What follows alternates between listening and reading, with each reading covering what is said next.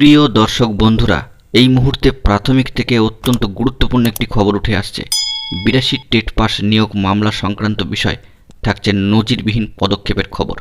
বিস্তারিত ভিডিওর মধ্যে আলোচনা করছি, তাই অবশ্যই ভিডিওটিকে শেষ পর্যন্ত দেখে নেওয়ার প্রয়োজনীয়তা রয়েছে ও চ্যানেলটিকে সাবস্ক্রাইব করে সঙ্গে থাকুন। এই মুহূর্তে বন্ধুরা অত্যন্ত বড় খবর, মহামান্য কলকাতা হাইকোর্টের তরফ থেকে নজিরবিহীন খবর আপডেট উঠে আসছে। ৮২ টেট পাস নিয়োগ মামলা সংক্রান্ত বিষয় চারিদিকে তোলপাড় এবং নজিরবিহীন পদক্ষেপ মহামান্য কলকাতা হাইকোর্টের ডিভিশন বেঞ্চের। বন্ধুরা, আজকেও ৮২ টেট পাস নিয়োগ মামলা সংক্রান্ত বিষয় গুরুত্বপূর্ণ একটি খবর আপডেট উঠে আসছে মহামান্য কলকাতা হাইকোর্টের সম্মানীয় ডিভিশন বেঞ্চের তরফ থেকে, এবং দেখা যাচ্ছে যে দুই বিচারপতির মধ্যে একটু মত পার্থক্য। সম্মানীয় বিচারপতি সুব্রত তালুকদার মহাশয় একটি বিষয়ে মতামত পোষণ করছেন, অন্যদিকে সেই বিষয়ে মতামত পোষণ করছেন না সম্মানীয় বিচারপতি সুপ্রতিম ভট্টাচার্য মহাশয়। এক্ষেত্রে ৮২ পেয়ে টেট পাস করবে নাকি ৮২.৫ পেয়ে টেট পাস করবে, নাকি সেটা ৮৩ পেয়ে টেট পাস করবে, এই বিষয়ে কিন্তু মতভেদ বা মত পার্থক্য লক্ষ্য করা গেল।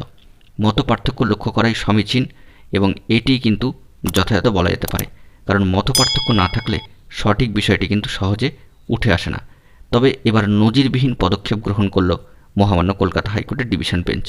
চলুন সেই খবরে কি বলছে আমরা দেখে নিই। 2014 এবং 2017 টেট থেকে সংরক্ষিত ক্যাটাগরির প্রার্থীরা টেটে ৮২ পেলে সুযোগ পাবেন, মত বিচারপতি সম্মানীয় সুব্রত তালুকদার মহাশয়ের। কিন্তু এর বিপক্ষে মত দিয়েছেন সম্মানীয় মাননীয় বিচারপতি সুপ্রতিম ভট্টাচার্য মহাশয়। প্রাথমিকের নজিরবিহীন এই ঘটনা ঘটল যে ৮২ পেলেই টেট পাস, মত সম্মানীয় বিচারপতি সুব্রত তালুকদার মহাশয়ের।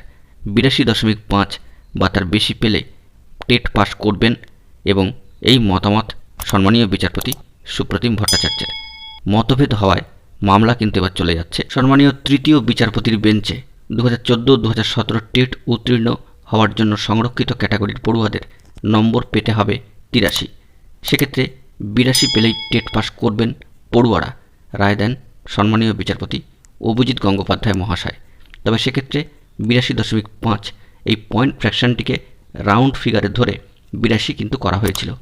একক বেঞ্চের সেই নির্দেশ চ্যালেঞ্জ করে ডিভিশন বেঞ্চে মামলা হয় এবং সেই মামলাতেই আজ টেট উত্তীর্ণ হওয়ায় মার্কস নিয়ে মতভেদ ডিভিশন বেঞ্চের দুই সম্মানীয় বিচারপতির। এখন তৃতীয় বিচারপতির বেঞ্চ নির্দিষ্ট করবেন সম্মানীয় প্রধান বিচারপতি। দেখা যাক এক্ষেত্রে পরবর্তী কী খবর আপডেট উঠে আসে। বন্ধুরা, এখন এটুকুই। সকলে ভালো থাকবেন ও চ্যানেলটিকে এখনই সাবস্ক্রাইব করে নিয়ে সঙ্গে থাকবেন। ধন্যবাদ।